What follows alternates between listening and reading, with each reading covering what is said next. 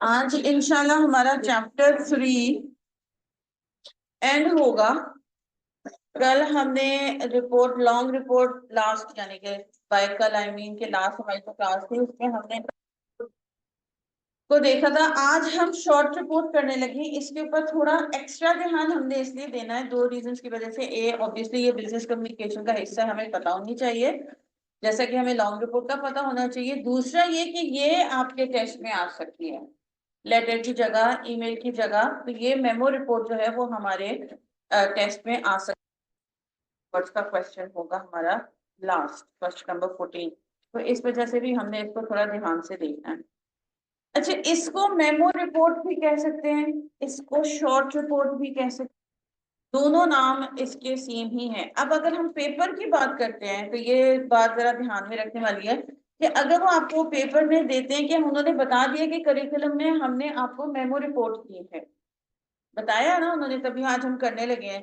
तो वो ये भी हो सकता है कि क्वेश्चन जब आपको बना के दें, अगर रिपोर्ट आ रही है आपको, तो वो बना के दें कि write a memo report on the following topic. जो भी टॉपिक वो ये लिख सकते हैं राइट अ मेमो रिपोर्ट, लेकिन वो ये भी लिख सकते हैं right a short report on the following topic. या वो ये दोनों वर्ड्स नहीं डालेंगे, वो ये सिर्फ लिख सकते हैं right a report on the following topic.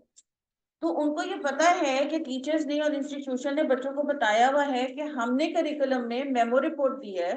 चाहे हम मेमो लिख रहे हैं रिपोर्ट के साथ या नहीं लिख रहे हैं, बच्चों को पता है कि अगर उनको रिपोर्ट का क्वेश्चन आता है तो कौन सा फॉर्मेट यूज करना है। वो है मेमो रिपोर्ट, मेमो का फॉर्मेट जिसमें टू फ्रॉम डेट और सब्जेक्ट आता है। तो वो आपको सीधा सीधा, मैं दोबारा इस चीज को रिपीट कर रही हूँ कि वो बता सकते हैं कि write a memo report on the following topic, या write a report on the blah blah, या write a short report on the फलाना फलाना टॉपिक।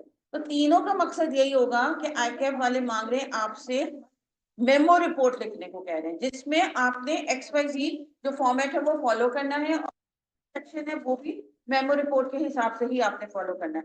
तो ये ना हो कि कल कोई बच्चा कहे कि जी वर्ड मेमो नहीं लिखा था, उन्होंने तो सिर्फ रिपोर्ट मांग ली थी और आप लोगों ने तो कहा था लॉन्ग रिपोर्ट तो आई हुई है, तो अब हमें समझ नहीं आई कि क्या करना है। तो अगेन रिपोर्ट या मेमो रिपोर्ट या शॉर्ट रिपोर्ट, ये तीनों चीजों में से कोई एक चीज वो अगर लिख देते हैं तो मकसद वही है कि हमने मेमो वाला फॉर्मेट फॉलो करके अपनी रिपोर्ट के आज हम करने वाले।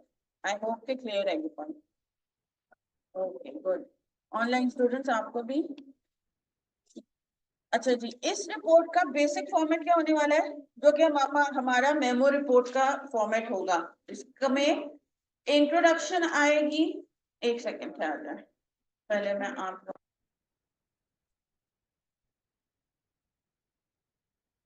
उसमें मैंने जान के वो नहीं डाला था कि मेमो का किस किस को याद है कि क्या फॉर्मेट होता है स्टार्ट का। और इसमें क्या हम ये लिटरली लफ्ज लिखते हैं या सिर्फ लेटर की तरह डेट लिख देते हैं 22 अगस्त।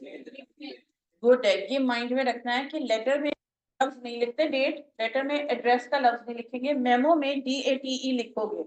ठीक है, तो डेट टू फ्रॉम सब्जेक्ट लिख सकते हो, टू फ्रॉम डेट सब्जेक्ट लिख सकते हो, एज लॉन्ग एज आपका सब्जेक्ट लास्ट में आ रहा है। टू फ्रॉम और जो डेट है वो आगे पीछे आपकी हो सकती है, टू फ्रॉम इकट्ठा होना चाहिए। अभी मैं दोबारा कह रही हूँ, डेट टू फ्रॉम और सब्जेक्ट कर सकते हो, या टू फ्रॉम डेट और सब्जेक्ट कर सकते हो।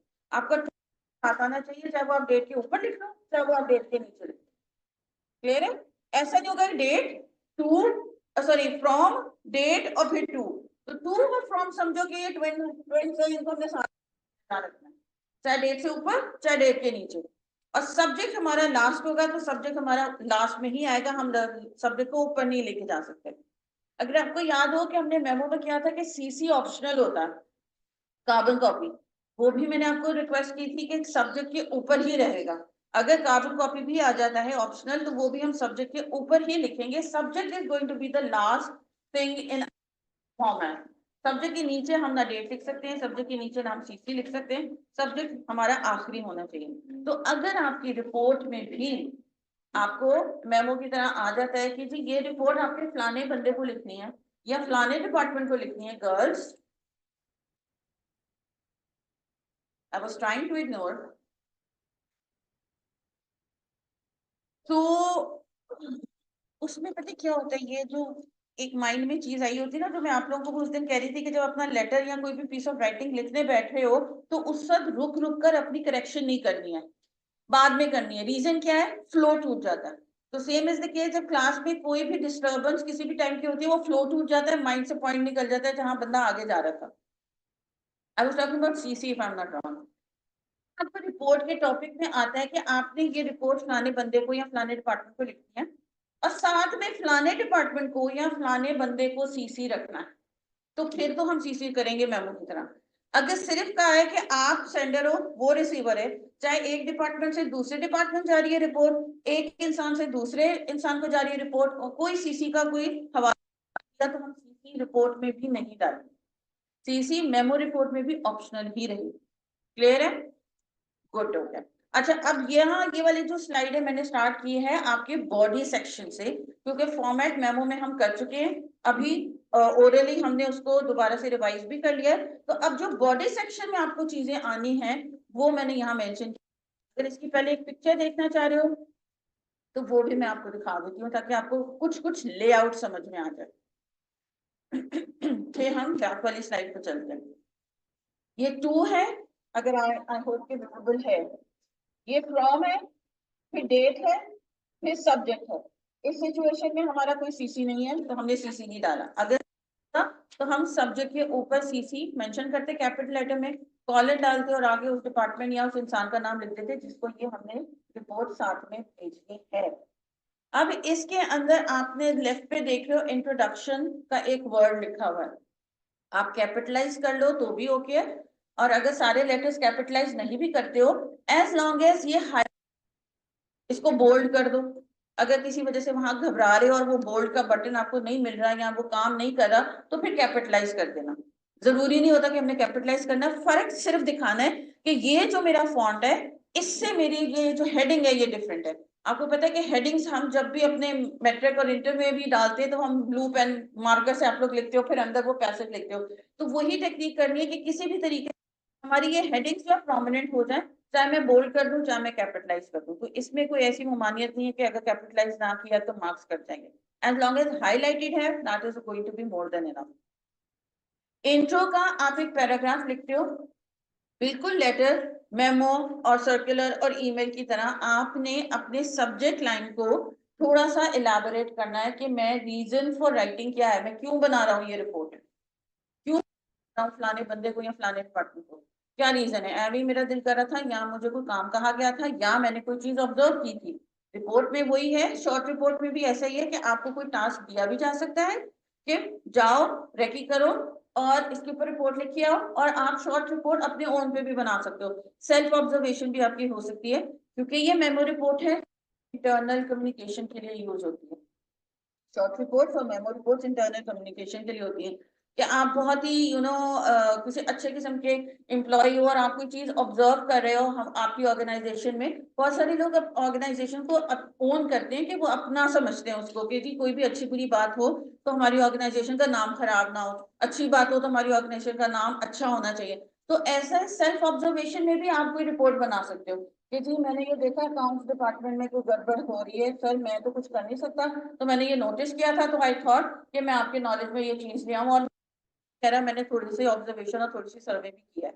तो as as a good employee आप अपने ओन पे भी रिपोर्ट बनाकर अपने बॉस को दे सकते हो, और सिमिलरली कोई भी सीनियर आपको रिपोर्ट बनाने के लिए भी कह सकता है। तो जो लॉन्ग रिपोर्ट में था वही शॉर्ट रिपोर्ट में भी है कि अपने ओन पे बना सकते हो या आपको कोई कह सकता है। ये फर्क ये है कि ये शॉर्ट रिपोर्ट या मेमो रिपोर्ट इंटरनल होगी, स्पेशली मेमो रिपोर्ट, क्योंकि memos are for internal communication. Intro का पैराग्राफ बनाने के बाद अभी हम इसको पढ़ भी लेंगे, जब हम टॉपिक पढ़ लेंगे फिर हम इसको पैराग्राफ को और बाकी सारी चीजों को भी रीड आउट करेंगे। उसके बाद सेकेंड नंबर पे आपका आता है फाइंडिंग्स, कि आपने रिपोर्ट बनाने को आपको कहा गया या आप खुद बना रहे हो, तो जो इन्वेस्टिगेशन आपने की है, जो लोगों से बातचीत की है, खुद सेल्फ ऑब्जर्वेशन है, कोई आपने कोई किसी से सवाल जवाब किया है, वो आपके हाथ में जो इंफॉर्मेशन लगी है वो फाइंडिंग्स कहलाती हैं रिपोर्ट्स के अंदर। और उस फाइंडिंग्स के नीचे आप पैराग्राफ की शक्ल में भी लिख सकते हो, लेकिन रेकमेंडेड होता है कि हम पॉइंट्स या 1 2 3 डालकर अपनी फाइंडिंग्स को मेंशन करें कि नंबर 1 पे मुझे ये मिला, नंबर 2 पे ये, 3 पे ये, 4 पे ये, 5 पे ये, जितनी भी फाइंडिंग्स हमारे हाथ लगी हैं। Excuse me.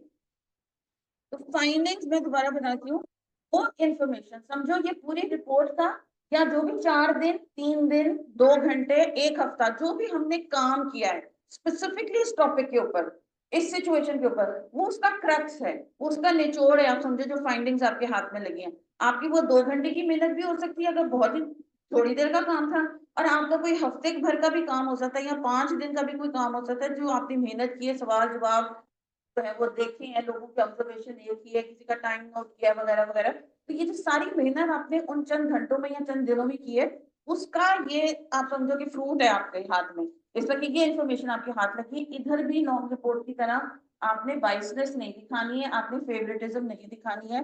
whatever facts and figures you find, ethically bound to put those facts and figures in every report, may that be long or short.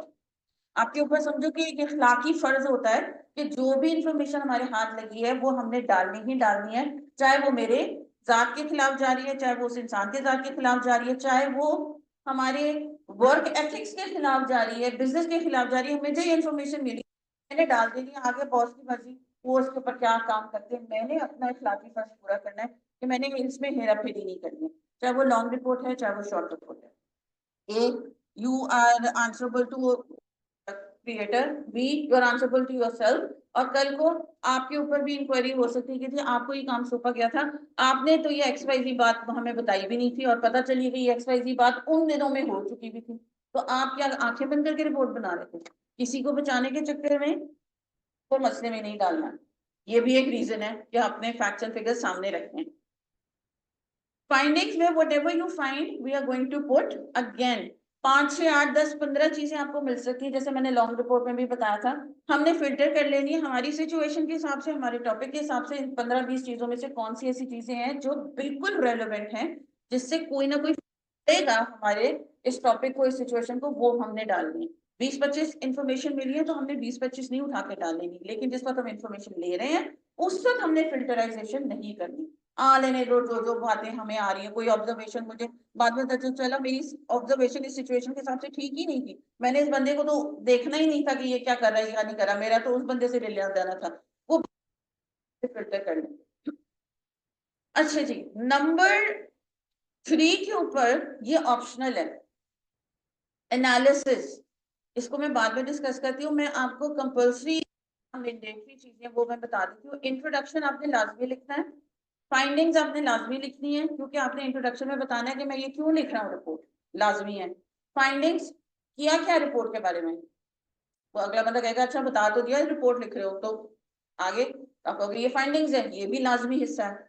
दूसरा कंक्लूजन लाजमी हिस्सा होता है, और रिकमेंडेशन आपका लाजमी हिस्सा होता है। ये आपने मेमो रिपोर्ट में तो लिखनी ही लिखनी है। एनालिसिस, डिस्कशन एंड समरी, ये ऐसी 3 चीजें हैं जिनके ऊपर हम स्टार डाल देते हैं कि ये ऑप्शनल होती हैं, कि अगर हमें टॉपिक में सीधा सीधा लिखा हुआ है कि जी इन चीजों के ऊपर डिस्कस करना है, या अपनी एनालिसिस पेश करो, या पूरे चीज की समरी भी एंड में डाल दो, तो हमने ये तीनों चीजों में से कोई एक चीज डालनी होती है, या कभी कभी वो 2 चीजें मांग लेते हैं, डिस्कस भी करें और समरी भी डाल दें। अगर उन्होंने सीधे सीधे अल्फाजों में हमें टॉपिक में कहा हुआ है तो हमने ये चीजें डालनी है। और कभी कभी वो सीधे सीधे अल्फाजों में नहीं बोलते, जुमला इस तरह का कंस्ट्रक्ट करते हैं कि they want you to discuss about the situation, they want you to give your expertise slash in a sentence में वो फॉर्म कर देंगे, वो सीधा सीधा नहीं कहेंगे कि हमें एनालिसिस भी इस रिपोर्ट में इंक्लूड करो। वो कभी कभी बच्चों वाला सेंटेंस नहीं बनाते हैं, कभी कभी वो एक जुमला ही ऐसा क्रिएट करते हैं कि हमें पढ़कर समझ आ जानी चाहिए कि ये जो टॉपिक है हमसे हमारे से हमारी एक्सपर्टीज स्लैश एनालिसिस या फ्यूचर प्रेडिक्शन मांग रहा है, without using the word analysis. तो ये अब हमने देखना है कि हमें टॉपिक जो है वो सीधी सीधी इंफॉर्मेशन मांग रहा है जिसमें वो 4 चीजें हमारी कंपल्सरी हैं, या उसमें से कोई समरी या एनालिसिस वगैरह भी मांग रहा है। In the end do sum up. अब वो समरी का वर्ड तो यूज नहीं किया उन्होंने, सम अप का मतलब ही यही है कि आपने आखिर के अंदर वो समरी हमें पेश करके देनी है। तो वो कभी कभी सिनोनिम्स यूज कर सकते हैं, कभी कभी सेंटेंस ऐसे बना सकते हैं कि हमें खुद ही आइडिया कर लेना है कि हमने वो देनी है, कोई डिस्कशन कोई एनालिसिस उन्होंने इसमें नहीं मांगी। उन्होंने कहा था कि ये सम अप कर दो, यहाँ लिखे दोबारा से समरी में वो मेन पॉइंट्स को दोबारा से आप बता दो। लेकिन ये 4 चीजें जो आपकी इंट्रो, कंक्लूजन एंड रिकमेंडेशन, ये मस्ट। इधर तक क्लियर? पास तो नहीं जा रही मैं मैम? अच्छा, okay, will do that.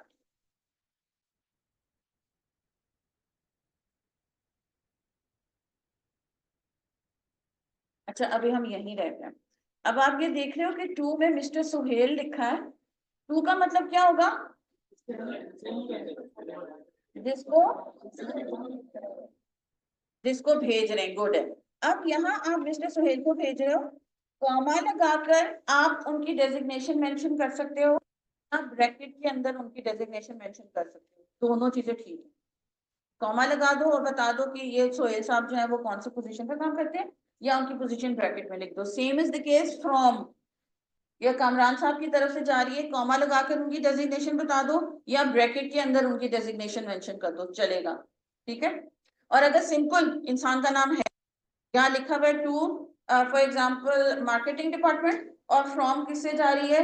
Accounts department, तो ऐसे में नाम लिखने की जरूरत नहीं, हम सिर्फ अकाउंट्स डिपार्टमेंट और मार्केटिंग डिपार्टमेंट लिख देंगे। अब मार्केटिंग डिपार्टमेंट में हम किसको भेज रहे हैं, हमें पूरा लिखने की जरूरत नहीं। अगेन, आपका टॉपिक अगर कह रहा है कि आपने जो है वो मार्केटिंग डिपार्टमेंट को लिखनी है, अकाउंट्स डिपार्टमेंट लिख रहा है, अगर उन्होंने ये मेंशन कर दिया जैसे यहाँ कि जी आपने डायरेक्टर प्रोजेक्ट को तो लिखना है, लेकिन वो डायरेक्टर प्रोजेक्ट जो है वो फलाना बंदा है, तो फिर हमने यहाँ दोनों चीजें लिखनी कि हमने मार्केटिंग डिपार्टमेंट को तो भेजनी है, लेकिन मार्केटिंग डिपार्टमेंट को मैं फॉर एग्जाम्पल अहमद को भेजनी है, तो फिर ऐसी सिचुएशन में हमें दोनों चीजें डालनी है। लेकिन अगर उन्होंने सिर्फ सीधा सीधा कहा है कि write a memo report to accounts department and the sender is marketing department, but उसमें फिर हमें कोई इंसान का, लेकिन अगर उन्होंने डिपार्टमेंट के साथ इंसानों का नाम मेंशन कर दिया है, तो हम पहले इंसानों का नाम लिखेंगे जिसको भेज रहे हैं, और फिर कॉमा डाल के उस डिपार्टमेंट का नाम भेजेंगे। For example Salman Ahmed comma marketing department, अब वो मार्केटिंग डिपार्टमेंट को खुद ही पता होगा कौन सा सलमान अहमद है, किसको भेजना। Okay, then comes the date. Date हमने लेटर की तरह ही लिखनी है, फुल फॉर्म, चाहे अमेरिकन लिखो चाहे ब्रिटिश लिखो, लेकिन आपने मंथ जो है वो पूरा लिखना है। सब्जेक्ट हमारा बिल्कुल ईमेल और लेटर की तरह है, टू द पॉइंट होना चाहिए, शॉर्ट होना चाहिए, और हमारे सिचुएशन के मुताबिक होना चाहिए। उसके बाद इंट्रोडक्शन एंड सो ऑन। अब हम जरा पीछे चलते हैं।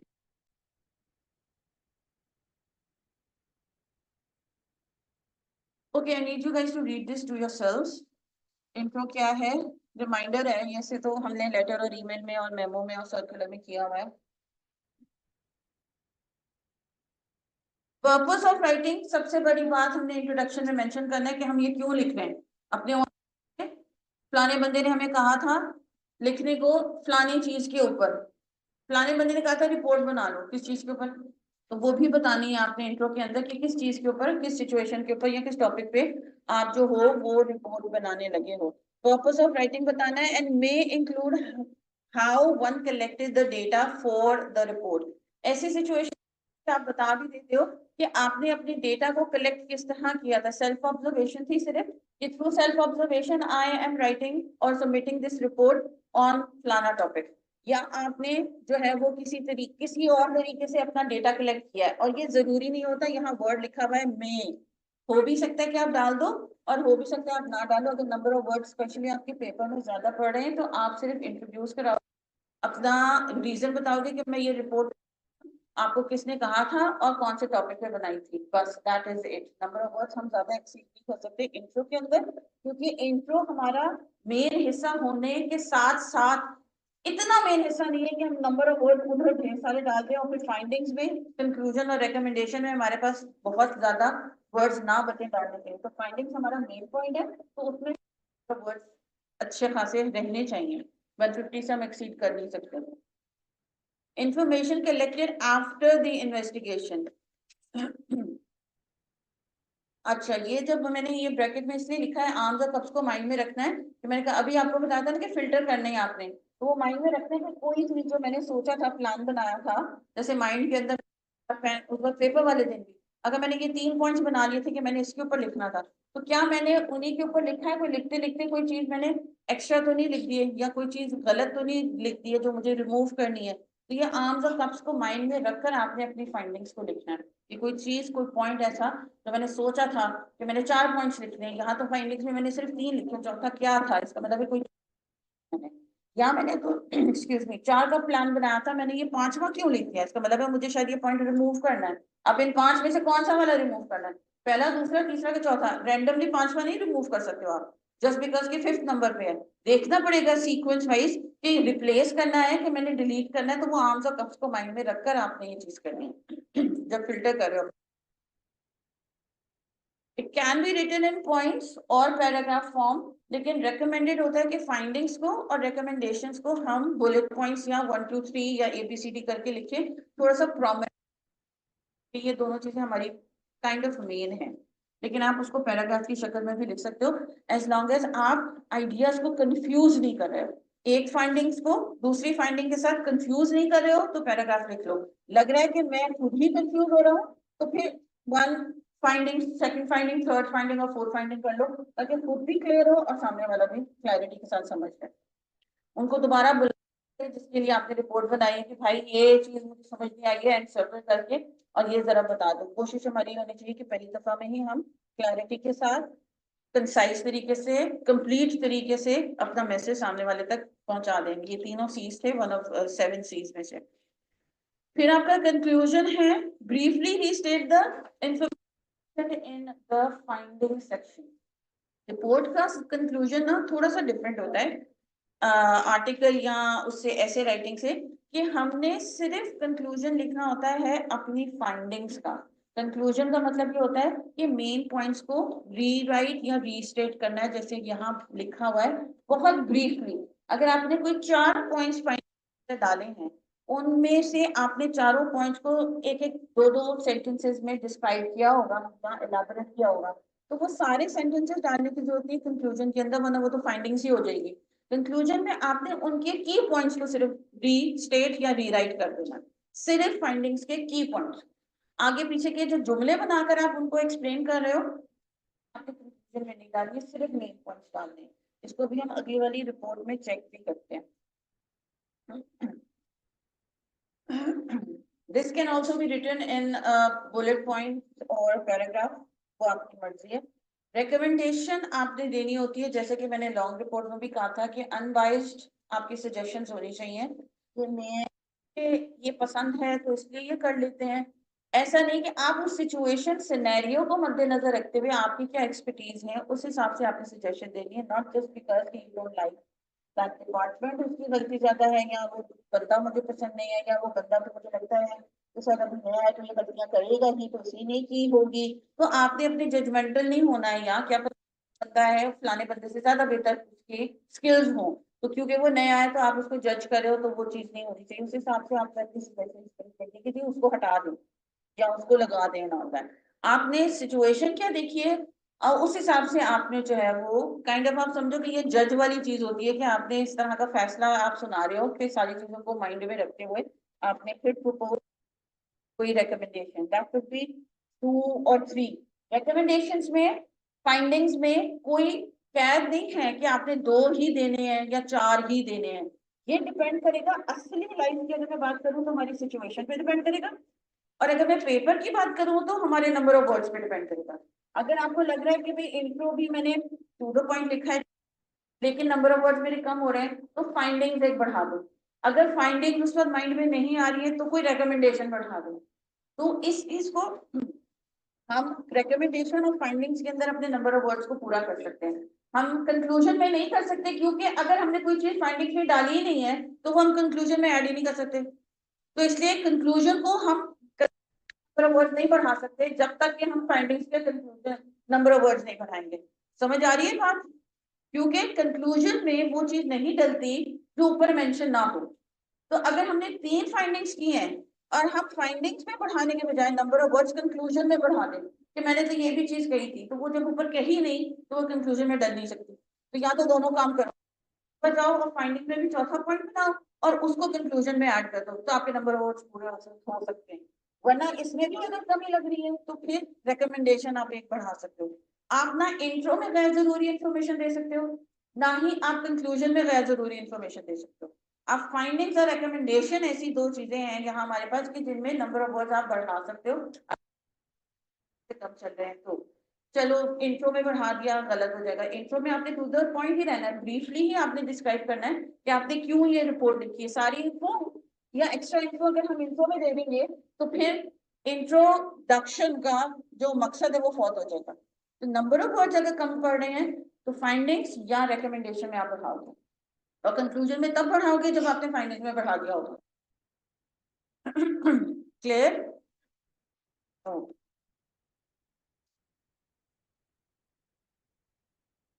एडिशनल एंड ऑप्शनल सेक्शंस जो हैं आपके, ये तीनों पैराग्राफ्स की शक्ल में लिखे जाते हैं। अगर आपको कहा जाए ये लिखने को कि डिस्कस करें या कोई अपने एनालिसिस या अपनी कोई प्रिडिक्शन या एक्सपर्टीज जो है वो शो करें कि अगर हम ये काम नहीं करते हैं तो आगे फ्यूचर में क्या उसका इफेक्ट निकल सकता है, या अगर हम ये काम कर लें तो क्या ये आप समझते हो कि हमारे लिए फीजिबल रहेगा जो आपने रिकमेंडेशंस दी हैं, तो वो आपने उधर अपनी एनालिसिस वगैरह दी। तो ये तीनों चीजें हमारे अगर टॉपिक में आएंगी तो हमने मेंशन करनी है, वरना हमने मेंशन नहीं करनी है। अच्छा जी, ये टॉपिक्स मैंने आप लोगों के साथ शेयर किए हैं, ये पूरा ही है डायरेक्ट अबाउट द फाइंडिंग। जी, दो टॉपिक्स मैंने शेयर किए जो आगे अपनी ही नई वाली बुक में मेंशन थे। फर्स्ट वाले टॉपिक को पढ़िएगा, ये वाली हमारी रिपोर्ट है, फिर हम इस रिपोर्ट को भी पढ़ेंगे। ये वाली पर ये दो दफा मेरे से डल गए पेजेस। ओ सॉरी, चलिए रीडेबल है। ऑनलाइन स्टूडेंट्स बच्चे आप भी पढ़िएगा, अगर कोई चीज नहीं समझ आती तो do let me know, and 5 minutes में निकालती हूँ। बेटा आप जो एक्सरसाइज बी की बात कर रहे हो, 10 मिनट्स निकालेंगे, हमारी 1.5 घंटे की क्लास है।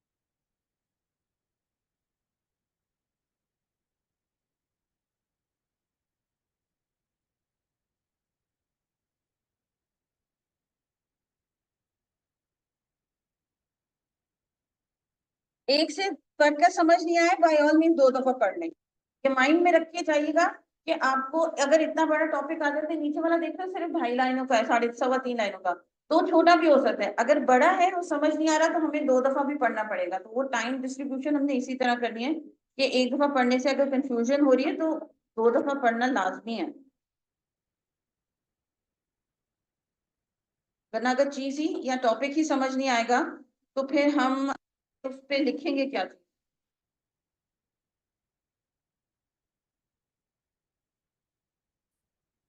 वंस डन तो बताइएगा मुझे। ऑनलाइन स्टूडेंट्स आप लोग भी कर लें तो हैंड रेज कर दीजिएगा टॉप अगर ये टॉपिक पढ़ लिया फर्स्ट रिपोर्ट का तो। इसमें भी देखो आप आगे लिखा है internal report. Okay, thank you Fauzia. इस टॉपिक की एक चीज बड़ी अच्छी है कि इसके अंदर उन्होंने हमें सारा काम करके दिया हुआ है। Thank you Saeeda Fatima.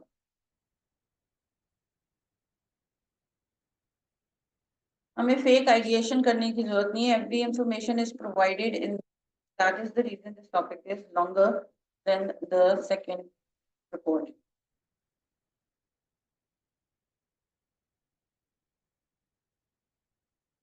पढ़ लिया? कुछ कुछ समझ आया या सारा समझ आया या बिल्कुल समझ नहीं आया?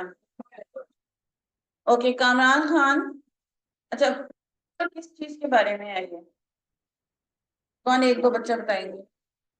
सॉरी, कंस्ट्रक्शन के ऊपर है। ओके, और रिपोर्ट किस चीज पे बनानी है? चलो इतना सब इतना बताओ।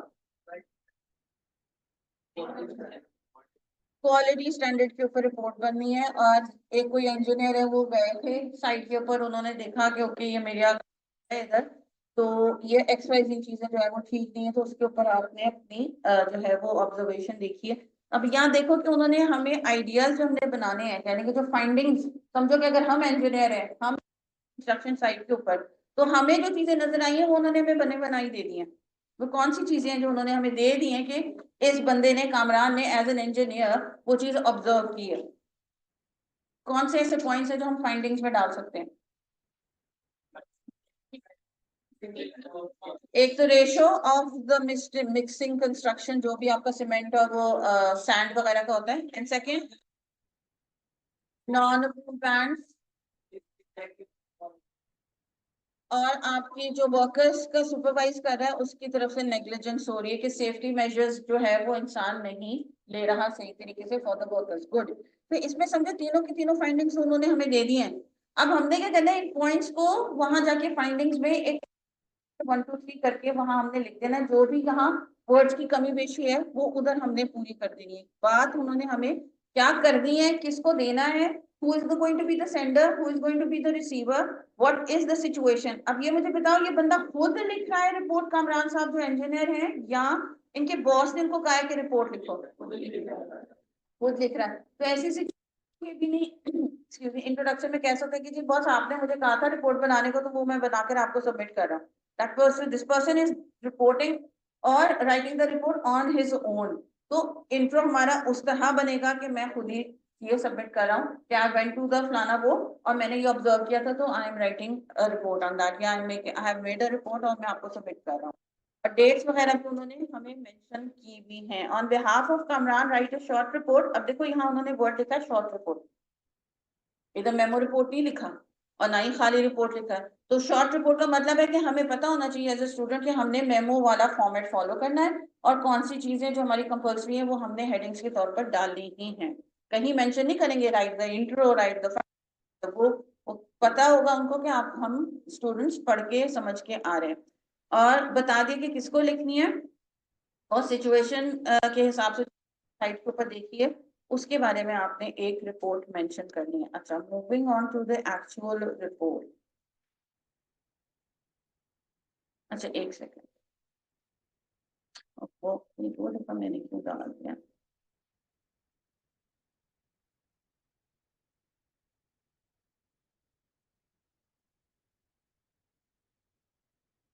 अच्छा, एक क्वेश्चन में उन्होंने, क्योंकि ये जहां ना हॉस्पिटल से रिलेटेड या इस तरह की कोई कंस्ट्रक्शन से रिलेटेड, जहां किसी भी किस्म का इंसानी या माली या जानी, जैसे हम कहते हैं ना, नुकसान होने का खतरा हो, तो ऐसी सिचुएशन में आपने एनालिसिस डालनी है कि जहां आपको लग रहा है कि अगर ये फलाने फलाने प्रिकॉशनरी मेजर्स नहीं लिए गए तो फ्यूचर हो सकता है।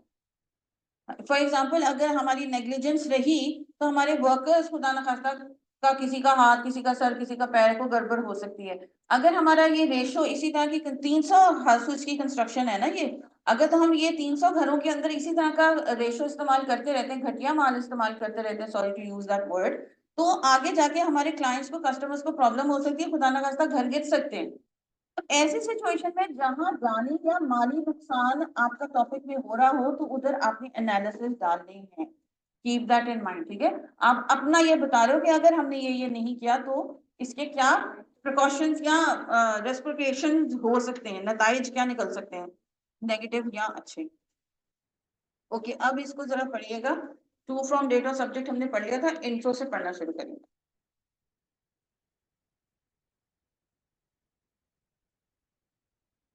आई थिंक सो ये 150 वर्ड से ज्यादा है, बट हम इसको शॉर्ट कर लेंगे। Okay. ये 150 वर्ड से ज्यादा है।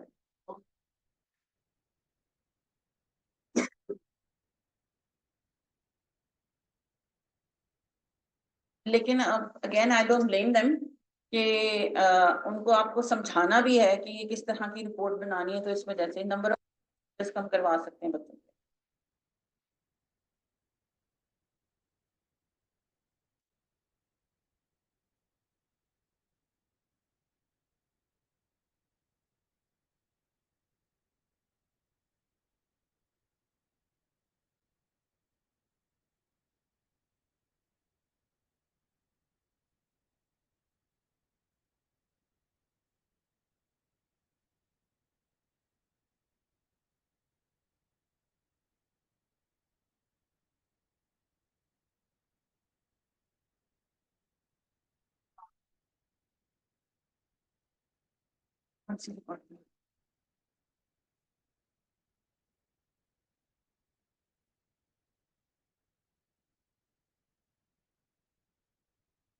डन, सामने लिखा हुआ इंट्रो, बुक्स में नहीं है अभी ये चीजें, ना ही मैंने सेल में आप लोगों को ग्रुप में दिए हैं। तो वन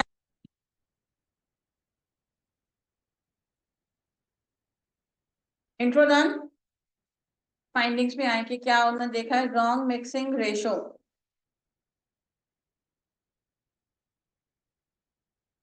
नंबर ऑफ वर्ड्स अगर हमारे ज्यादा हो रहे हैं तो हम ये रॉन्ग मिक्सिंग रेशो की जो हेडिंग दी हुई है वो नहीं देंगे, हम स्ट्रेट अवे .1 या वो अपना 1 2 3 डालकर अपना सेंटेंस स्टार्ट कर देंगे। अगर नंबर ऑफ वर्ड्स कम लग रहे हैं तो इसी तरह हम नंबर ऑफ वर्ड्स बढ़ाने के लिए यहाँ हेडिंग्स भी दे सकते हैं फाइंडिंग्स की, लाजमी नहीं होता ये चीज कि आप ये वाली हेडिंग्स दो, रॉन्ग मिक्सिंग रेशो दे दो तो ओके, नहीं दो तो भी ओके। इससे थोड़ी एक्स्ट्रा क्लैरिटी आ जाती है, दैट आई एग्री, एकदम हाईलाइट हो जाता है कि ओके मिक्सिंग के बारे में यहाँ बात की होगी और ब्रांच के बारे में यहाँ बात की होगी, तो जहां मैंने जो चीज पढ़नी है मैं फौरन वहां चली जाऊंगी पढ़ने के लिए। That makes a bit writing a bit clear, but अगर नंबर ऑफ वर्ड ज्यादा है तो इसको हम ओमिट भी कर सकते हैं। रॉन्ग मिक्सिंग रेशियो में कोई ऐसी चीज जो समझ ना आई हो?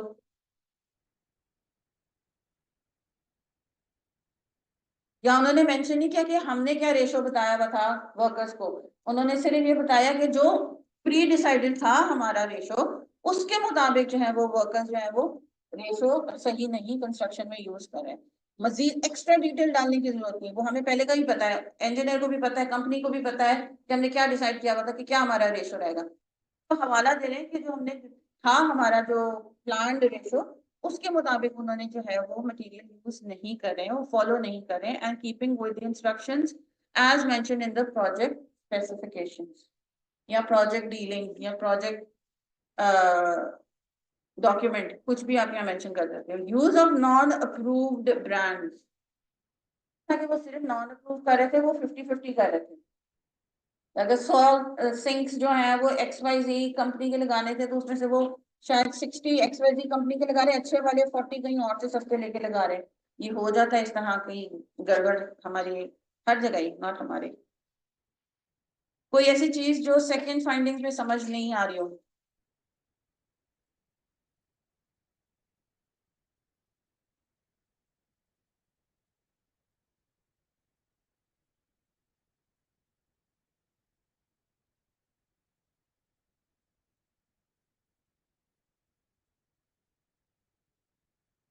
नेग्लिजेंस इन सुपरविजन।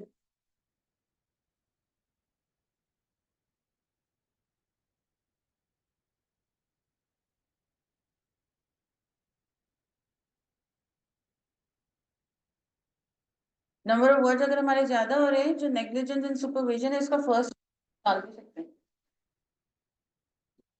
सेकंड से स्टार्ट कर सकते हैं। The construction site supervisors ignored even the risk of life of workers.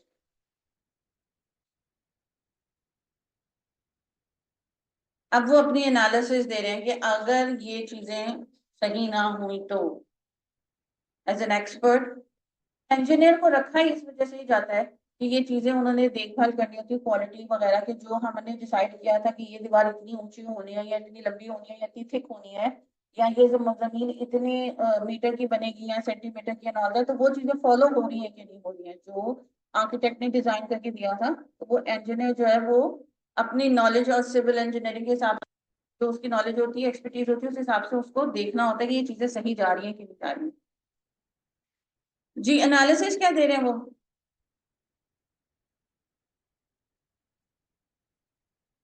कि वो वीक हो सकती है, अगर फाउंडेशन में हमारी गड़बड़ होगी तो वो वीक और वल्नरेबल हो सकती है, खुदा ना खास्ता गिर सकती है। अवर कस्टमर्स विल बी डिससैटिस्फाइड, क्योंकि जब हाउसिंग प्रोजेक्ट हो रहा होता है तो बहुत सारे कस्टमर जब तो भी आके विजिट करते हैं, हमारा घर कैसे बन रहा है, हमने यहाँ पेमेंट कर दी थी और ये वो एडवांस में, तो वो जब देखेंगे कंस्ट्रक्शन होते हुए कि ये इस तरह की हो रही है तो दे विल हैव इश्यूज।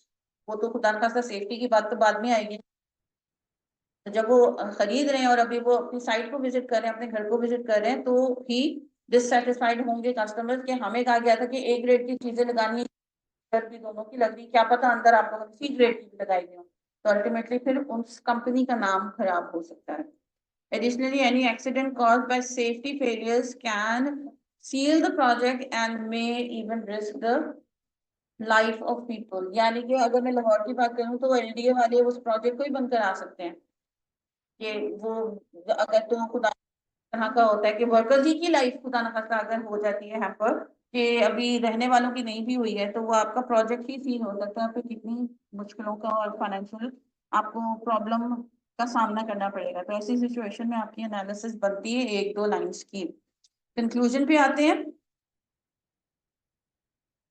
अच्छा, कंक्लूजन और एनालिसिस में जरा आ गया है, अगेन ये टाइपो है, आपने सिर्फ माइंड में रखना है कि हर पैराग्राफ के बीच में हमने एक लाइन का गैप देना है। इंट्रो लिख दिया, you are going to leave a line, then you going to write the heading of the findings, फिर आप फाइंडिंग्स लिखोगे, उसके बाद एक लाइन लिखो छोड़ोगे, उसके बाद अगर एनालिसिस है तो एनालिसिस की हेडिंग, नहीं है तो फाइंडिंग्स के बाद एक लाइन छोड़ के लेफ्ट हैंड साइड पे आपने कंक्लूजन की हेडिंग देनी है और फिर उसके नीचे लिखना शुरू कर देना है। बार बार रिमाइंड अगर मैं ना भी कराऊं तो माइंड में अपने रखो कि हर पैराग्राफ के बाद, हर सेक्शन के बाद आपने एक लाइन छोड़नी है। कभी कभी टाइपो भी हो जाता है कि इसमें ज्यादा स्पेस आ गई। जी, कंक्लूजन में क्या लिखा हुआ है, पढ़िएगा इसको। और ऑनलाइन स्टूडेंट्स बच्चे, आप लोगों को भी अगर कोई कंफ्यूजन है तो प्लीज, जब I address students I mean every student, ऊपर नहीं हो सकेगा ये क्योंकि ये स्लाइड है, जूम भी नहीं हो सकेगी क्योंकि ये स्लाइड है। तो ये मैंने जैसे ही इसको हिलाया तो ये आगे भी नहीं चल जाएगी, वो नहीं है, डॉक्यूमेंट में नहीं है।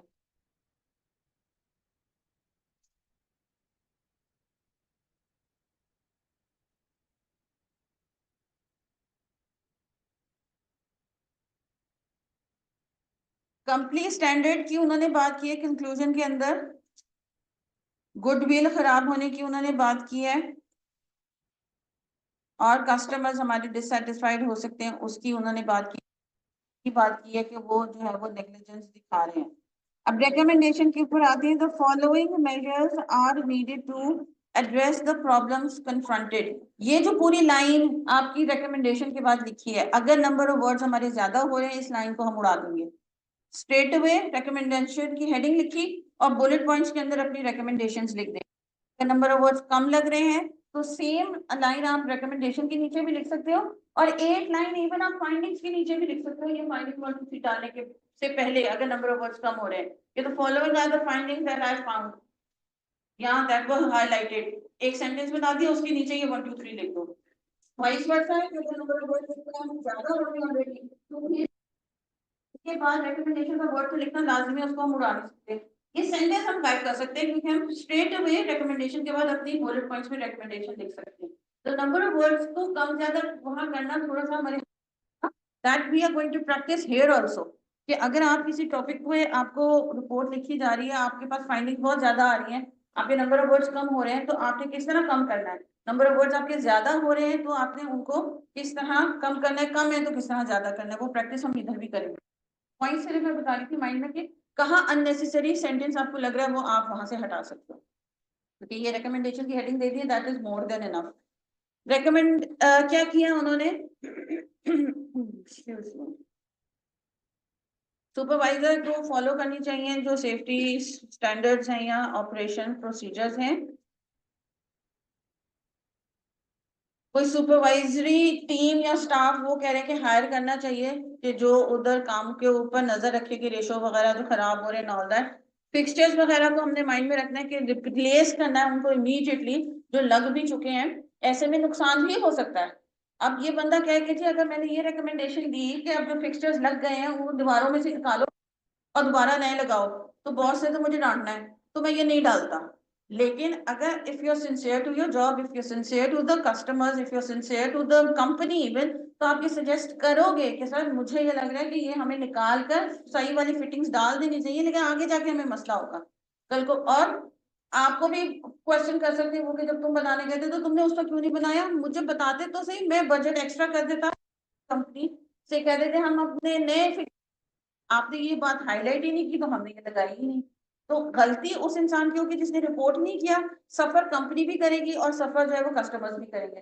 तो it is better to give your suggestion, सामने वाला मानता है नहीं मानता, you need to be truthful कि आपको एज एन एक्सपर्ट लग रहा है कि ये चीजें रिप्लेस हो जानी चाहिए। क्योंकि आप फ्यूचर में देखो वो गड़बड़ हो सकती है, तो भाई ऑल मीन्स अभी आप कह दो, वो माने ना माने, वो आपका काम है रिपोर्ट करना, क्योंकि कंपनी उनकी है, नाम उनका खराब होना है या अच्छा होना है, तो वो उनकी डिसीजन होगी whether they go for it और नॉट। इधर the clear short report slash memo report पक्का है। जब हम इसको करने बैठेंगे प्रैक्टिस, तो एक दफा दोबारा से इस तरह का 10-15 मिनट का हम रिव्यू करेंगे अपने इस वाले लेक्चर को, और फिर we are going to start writing the report. अभी तो मैं आप लोगों से सिर्फ लेटर इस वजह से लिखवा रही हूँ कि लेटर की हम लोगों ने काफी प्रैक्टिस कर ली है। अच्छा, अब ये सेकंड वाला टॉपिक पढ़ लेगा, ये छोटा सा है, इसमें आइडिएशन हमने खुद कर लिया।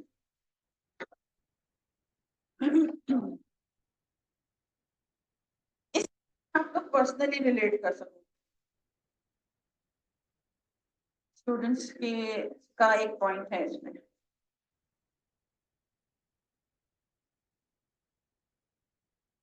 नॉट रॉन्ग, ये वही वाला है ना, या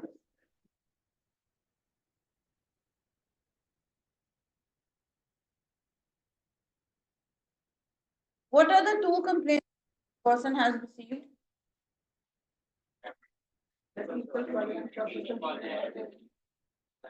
एक कैंपस फैसिलिटीज कुछ स्टूडेंट्स ने कंप्लेन की है, और किसी एक टीचर की जो टीचिंग क्वालिटी है उससे वो लोग सेटिस्फाइड नहीं है, ऑफ अ फैकल्टी मेंबर, तो कीप दैट, एक टीचर की, ठीक है। Teaching qualities of faculty members होता, तो इसका मतलब है एक से ज्यादा टीचर से वो ना खुश हैं, लेकिन अ फैकल्टी मेंबर है तो कीप इन माइंड कि जब हम रिपोर्ट बना रहे हैं तो किसी एक टीचर से वो लोग ना खुश हैं। अच्छा, और आपको क्या किया गया है, what is your duty as a writer, on the basis of your of two complaints, write a formal, sorry, short report to the program director about your findings। ये आप समझो कि स्टूडेंट अफेयर्स के लोग बैठे होते हैं, तो उनके पास आए कंप्लेंट के लिए, हमारे फैसिलिटीज समझ में आ रही है, जैसे आप लोग भी एडमिन के पास जा सकते हो, बाय ऑल सकते हैं, व्यूज शेयर कर सकते हो, तो उसके ऊपर किसी को कहा है कि भाई आपने जाकर जो है वो रिपोर्ट करनी है, सर्वे करना है, और फिर रिपोर्ट बना कर हमें दो कि कौन से फैसिलिटेशन ऐसी हैं जिनको बच्चों से प्रॉब्लम हो रही है, और कौन सा ऐसे टीचर है कि जो सही नहीं पढ़ा रहे हैं। और फॉर दैट मैटर स्टूडेंट्स आके बता भी देते हैं फलाने सब्जेक्ट का फलाने टीचर, तो जाके जरा उन टीचर से बातचीत करो, फिर स्टूडेंट से कुछ सवाल जवाब करो कि क्या चीज टीचर की समझ नहीं आती। बाकी अगर मेजोरिटी स्टूडेंट्स ये कह रहे हैं, इसका मतलब है कि टीचर की मेथोडोलॉजी में कुछ फर्क होगा, लेकिन अगर सिर्फ एक दो कह रहे हैं बाकी सारे सेटिस्फाइड हैं, इसका मतलब है कि टीचर इज ओके, वो 2-3 बंदे जो है वो शायद स्टूडेंट जो है वो शायद थोड़ा बेहतर समझने की जरूरत है। ओके, अब इसको हमने रीड आउट करना है।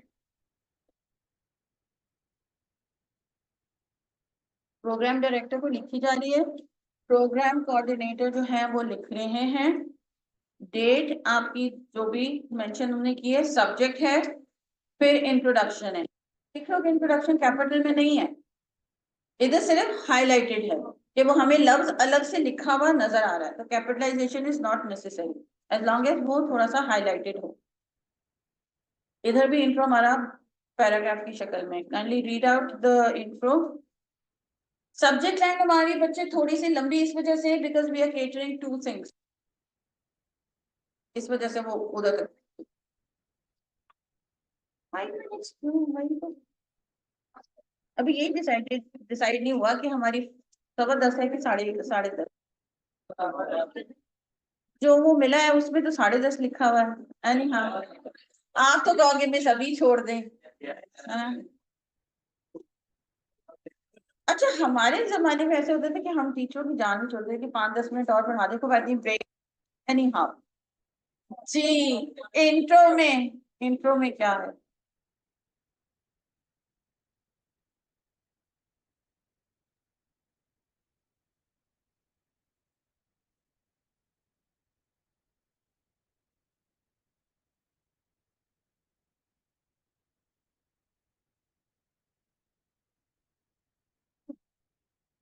चीज वही है कि वो बता रही हैं कि मैं ये काम करने लगा हूँ, और काम क्या है, रिपोर्ट लिखने लगा हूँ, किस चीज के ऊपर लिखने लगा हूँ, वो टॉपिक बता दिया और आपको वो प्रेजेंट कर रहा हूँ। तो अल्फाज इंट्रो में डिफरेंट हो सकते हैं, लेकिन चीज वही रहती है कि आपने ये बताना होता है कि किस टॉपिक के ऊपर मैं क्या करने वाला हूँ, कि ये टॉपिक है, इसके ऊपर मैंने रिपोर्ट लिखी है, ये आपको सबमिट कर रहा हूँ। पहली बात है वो प्रोग्राम डायरेक्टर हो गया। अब फाइंडिंग्स क्या मिली उनको, इसके मैंने दो, हाँ दो ही डाले हैं, ठीक है। ये रिपोर्ट थोड़ी लॉन्ग है, आई डोंट थिंक सो कि इस तरह का टॉपिक वो देंगे आपको 150 वर्ड में, वो टॉपिक्स को कंसाइज करना is going to be very difficult. Faculty teaching quality के ऊपर पहले उन्होंने बात की है, तो फाइंडिंग्स, आप दो फाइंडिंग्स की हेडिंग नहीं दोगे, फाइंडिंग ए और फाइंडिंग बी, फाइंडिंग्स की हेडिंग दोगे, अंदर अगर दो चीजों को केटर करो तो उसको ए और बी या वन और टू में डिवाइड कर दोगे। तो उन्होंने ए में या वन में लिख दिया कि टीचर्स क्वालिटी के बारे में, और फिर नेक्स्ट पेज पे जाएंगे अगर हम, तो सेकंड के ऊपर उन्होंने जो है वो फैसिलिटेशन की बात करती है। इधर फाइंडिंग्स का नया वर्ड नहीं डाला उन्होंने, वो हमें ऑटोमेटिकली पता है कि ये दोनों चीजें जो है वो फाइंडिंग्स के अंदर ही आ रही हैं। क्या बात उन्होंने की है फैकल्टी मेंबर्स में, अब अगर अगेन नंबर ऑफ वर्ड्स हमारे पास बहुत ज्यादा नहीं है, ये सारा कुछ हम उड़ा देंगे, स्ट्रेट अवे फाइंडिंग्स में चले जाएंगे। हेडिंग हमने दे दी, फाइंडिंग्स की हेडिंग हमने दे दी कि कौन सी फाइंडिंग्स की बात, टीचर क्वालिटी के ऊपर बात होगी, तो हम 1 2 3 के ऊपर जा सकते हैं, ये सारा कुछ हम नहीं लिखेंगे अगर 90% हमारे पास ज्यादा हो रहे हैं हमसे तो, और अगर कम हो रहे हैं तो फिर हम एक दो लाइंस वहां लिख सकते हैं फाइंडिंग्स के अंदर। क्लियर है इधर तक कि नहीं है? मैं आप लोगों के साथ शेयर कर दूंगी, ताकि अगर घर में इसको थोड़ा सा एनलार्ज करके आप लोगों ने पढ़ना है तो इसको पढ़ लो, ताकि जब लिखने बैठो इसी से मिलते जुलते कोई ना कोई टॉपिक्स आपके साथ शेयर होंगे, कि आपको ये आइडिया हो कि ओके किस तरह के सेंटेंस स्ट्रक्चर मैंने देना है, लेटर और ईमेल की तरह ही है, ब्रीफ देना है, प्रोफेशनल होना चाहिए, बच्चों वाली इंग्लिश नहीं होनी चाहिए। और कुछ कुछ बच्चों को अभी इंग्लिश लैंग्वेज की डिफिकल्टी है, for those you need to work on your English language. मैं ये नहीं कह सकती कि पहले इंग्लिश लैंग्वेज में काम करो, साथ में बाद में आपने जो है वो प्रोफेशनल राइटिंग को लिखना है, आपने साथ साथ ही करनी पड़नी है, क्योंकि हमारे पास ये टाइम नहीं है कि 1 2 महीने की हम पहले इंग्लिश लैंग्वेज की क्लासेस रखें और उसके बाद या उन बच्चों को केटर करें इंग्लिश लैंग्वेज को लेकर और उनका ये कोर्स होल्ड कर दें, और फिर वो उनका जो है ना वो कोर्स कंप्लीट कराएं। जब कोर्स सारा चल रहा है तो आपने भी उन्हीं बच्चों के साथ मूव ऑन करना है, लेकिन फिर एक्स्ट्रा एफर्ट देकर साथ में अपनी इंग्लिश खुद ही बेहतर करनी।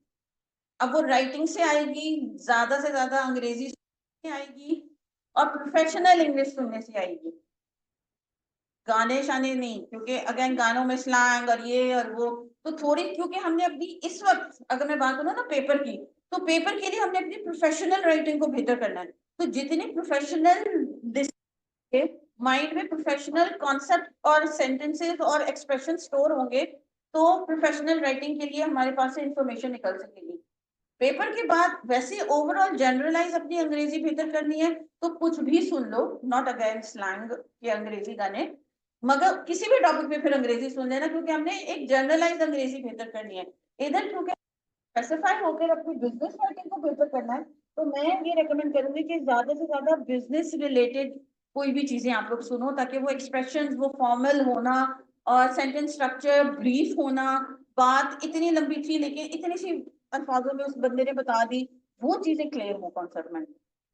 जनरलाइज इंग्लिश हम बाद में पेपर के बाद सही कर लें। Clear?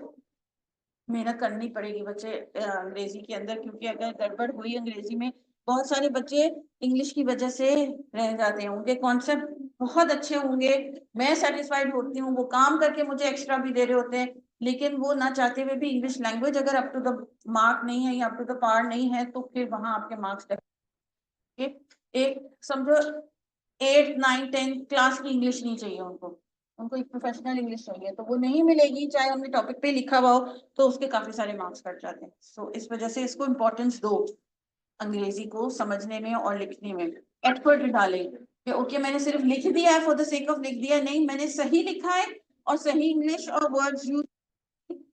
I know it is difficult, लेकिन ये अब हमारे पास टाइम अभी है, मार्च में देना है ना आप लोगों ने, तो अभी काफी टाइम है। मार्च के कौन हो?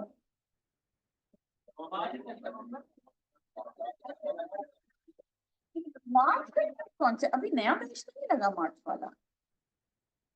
मैंने ख्वाब नहीं था, क्योंकि आप लोगों के मुझे ख्वाब आते रहते हैं बच्चों के कि क्या पढ़ाया था और क्या नहीं पढ़ाया था।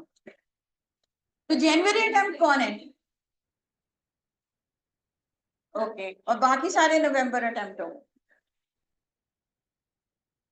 सिर्फ 2 नवंबर अटेम्प्ट और बाकी 2-3 जनवरी अटेम्प्ट तो बाकी, तो फिर आई विल कंसीडर दैट बाकी मार्च अटेम्प्ट। हाथ तो हाथ तो खड़ा करेंगे तो फिर होगा।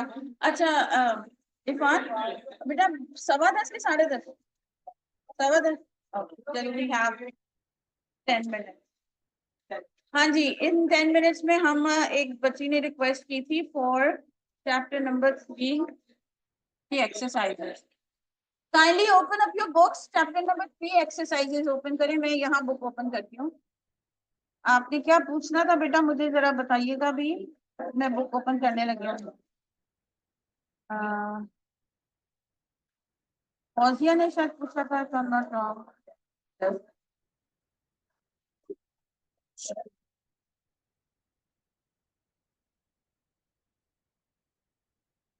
इतना शोर क्यों हो गया?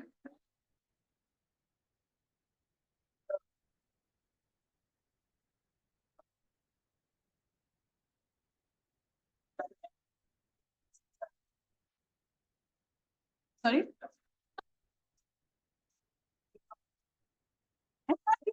because I'm a female myself। Girls, एक क्वेश्चन आया है रैंडम कहीं से उड़ता उड़ता मेरे कानों तक पहुंचा है। क्या लड़कियां इतना बोलती क्यों हैं? दैट्स डिबेटेबल, पर आर्गुमेंटेटिव राइटिंग हो सकती है। गर्ल्स ज्यादा बोलती है तो मर्द।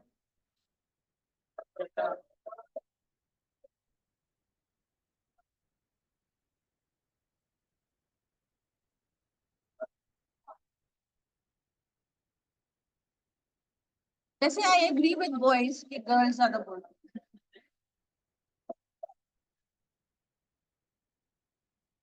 ज्यादा भी और अननेसेसरी।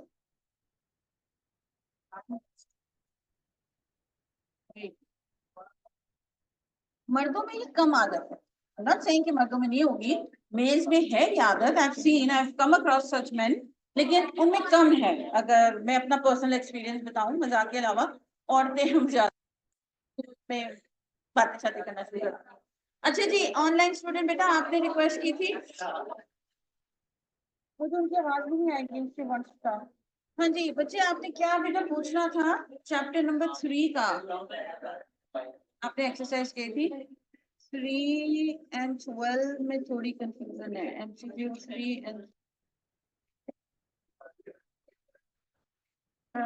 MCQ 3.3 you mean?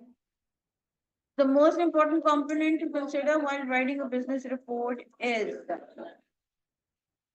अच्छा, और क्वेश्चन नंबर आपने 12 बोला, the subject and the reader and objective of the writer. Objective आपने क्या आंसर दिया? आप लोगों से भी ये क्वेश्चन पूछा गया है। 3.3, क्वेश्चन 3.3 पेज नंबर में बताती हूँ आपको, page number 62। Thank you. What do you think would be the answer of 3.3?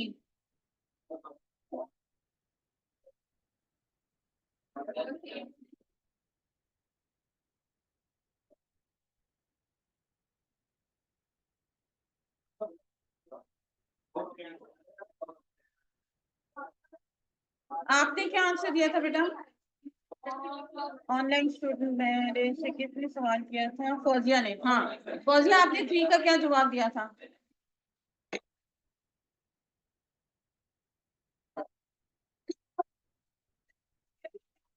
Sorry ma'am, MCQ 3,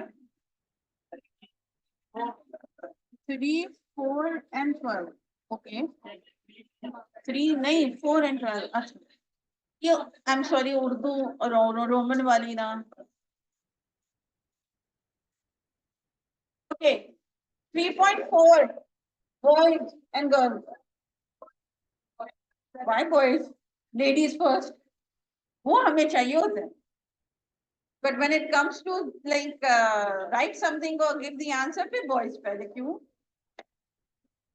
ji, you have been asked to draw up a report on the opportunities available to your corporation if it was to grow into another geographical market. What type of report would this be? Okay. आपको ये बच्चे इसलिए confusing लग रहा होगा क्योंकि हमने every type या ऑल टाइप्स ऑफ रिपोर्ट्स नहीं पढ़ी हैं इस चैप्टर में कि कौन सी रिपोर्ट क्या काम करती है, इस वजह से आपको ये डिफिकल्ट लग रहा होगा. If you are doing this for your knowledge, that is a good thing. If you have extra time, इन्हीं वजहों की रीजंस की वजह से मैंने कहा था कि ये बुक आप लोग में नहीं देनी, ताकि जब फारिग हो जाओ पेपर से, कोई आप अपने आप को समझ रहे हो कि मैंने ग्रो करना चाह रहा हूँ और मुझे ये इन्फॉर्मेशन ऑलरेडी होनी चाहिए बाय द टाइम मैं थोड़ी सी सीनियर क्लासेस में जाऊं भी, तो आपने यही रिपोर्ट्स को, लेटर्स की टाइप्स को डिटेल में पढ़ना है कि कौन सी रिपोर्ट क्या करती है. और इन्होंने भी बहुत डिटेल में नहीं बताया, वो उन्होंने एक एक दो दो छोटे छोटे पैराग्राफ में रिपोर्ट क्या करती है और क्या नहीं करती, बेसिक्स बताएंगे. तो you need to understand and know the basics of these reports. ठीक है, तो ऐसे में बच्चे इस वजह से कंफ्यूजन हो रही है आपको. आपने क्या आंसर दिया था इसका?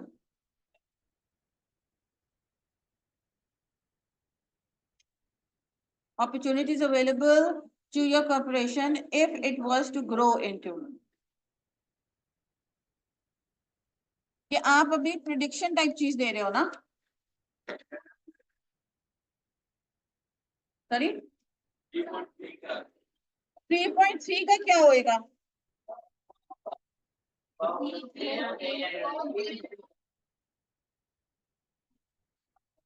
Okay, all of the above तो नहीं होना चाहिए.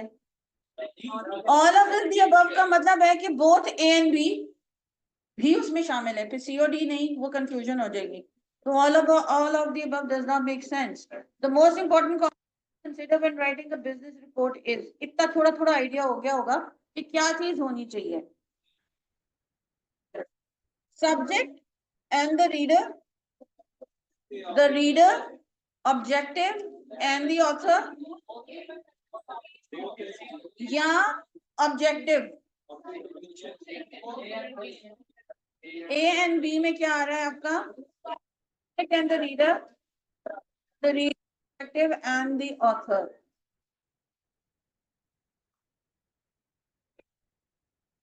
सब्जेक्ट उसमें आ गया. क्या लग रहा है, ए और बी?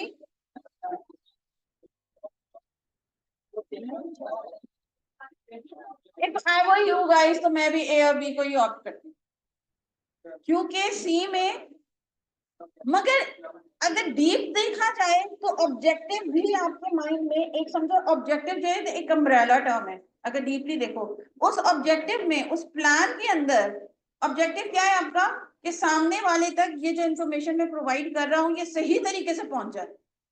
ये गोल है. ऑब्जेक्टिव का मतलब गोल, कि हासिल मकसद क्या है मेरा इस मेहनत करने का, इस राइटिंग करने का, चाहे वो रिपोर्ट है चाहे वो ईमेल है, कि क्या चाह रहा हूं मैं, कि मैं ही पढ़ के मैं ही समझ लूं या सामने वाला पढ़े उसको मिले.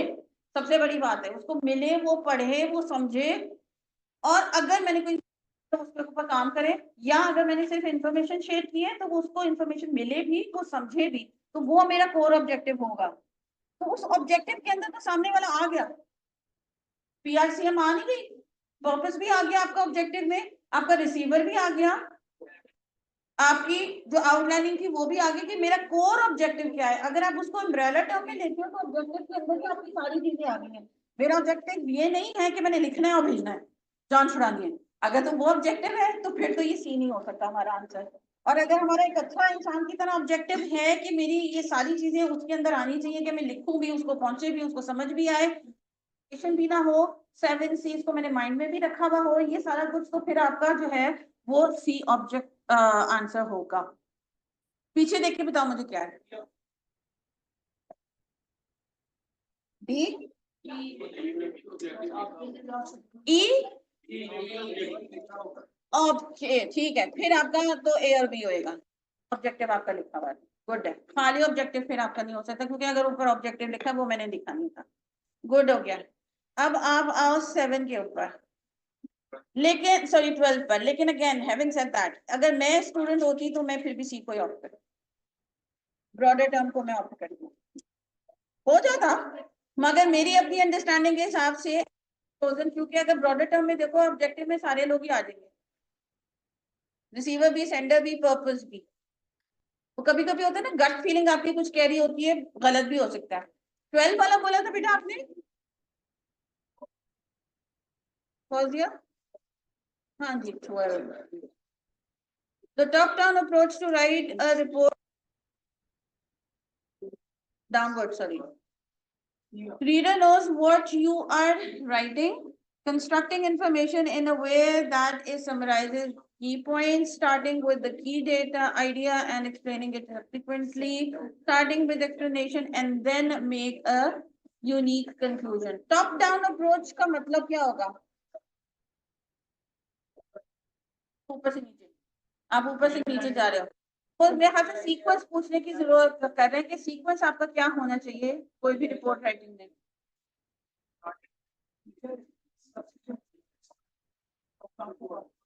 टॉप टू बॉटम, हाँ। Starting with the key idea and explaining it, C option. Constructing information in a way that is summarises, नहीं दैट समराइजेस होगा, इज नहीं होगा, दैट समराइजेस की पॉइंट्स, क्योंकि हमारे माइंड में सिर्फ की पॉइंट्स को हाईलाइट करना तो है नहीं रिपोर्ट के अंदर, वो तो एक हिस्सा है ना, तो वो हम पहले नहीं लिख सकते। टॉप डाउन अप्रोच वो नहीं हो सकती। तो क्या समझ में आ रहा है कि टॉप डाउन अप्रोच हो सकती है कि हम ऊपर से स्टार्ट करें और नीचे तक फिर गर्ल्स सारे बोल रहे सी, तो इसलिए सी। ओके, स्टार्टिंग विद की idea and explaining it, correct.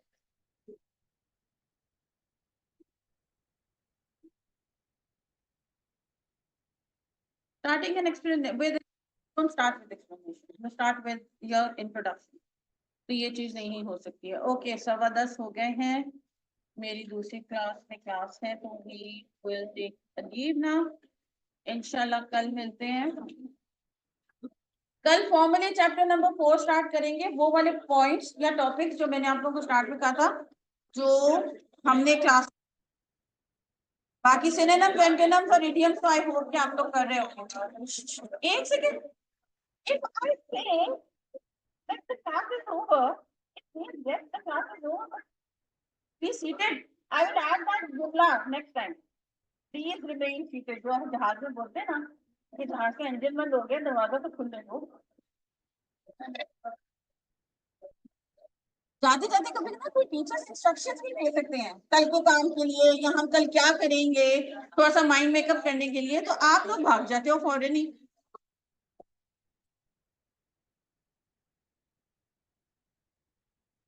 हाँ जी, मैं ये कह रही थी कि कल हम फॉर्मली अपना चैप्टर नंबर 4 स्टार्ट करेंगे with the topic that we have, that I told you guys कि हम बीच में जो है वो स्टार्ट करेंगे। आई होप कि एंटोनिम्स और सिनोनिम्स, इडियम्स एंड फ्रेजेस आप लोगों ने स्टार्ट कर दिए हुए हों। अगर खुदा ना खास्ता नहीं की तो प्रॉब्लम हो सकती है एंड में जाकर, क्योंकि वो बहुत ज्यादा नंबर ऑफ वर्ड्स होते हैं। अभी भी अगर स्टार्ट नहीं की तो प्लीज प्लीज प्लीज स्टार्ट कर लो इडियम वगैरह। वो इतनी सहूलत उन्होंने आज आपको दे दी है कि उन्होंने इडियम और फ्रेज दिया हुआ है, आगे उसका मीनिंग दिया हुआ है, आगे उसका जुमले में भी इस्तेमाल दिया हुआ है। क्यों दिया हुआ है? ताकि हमें समझ में आए, और अगर हमें जरूरत पड़े तो हम उसको जुमले में इस्तेमाल कर सकते, इसलिए बच्चे फिर हम वही करें, क्योंकि माशाल्लाह इतने सारे बच्चे हैं। But I can try that technique, even if we don't ask the 50, तो एटलीस्ट वो 20 या 25 तैयार करके आएगा, दैट कैन बी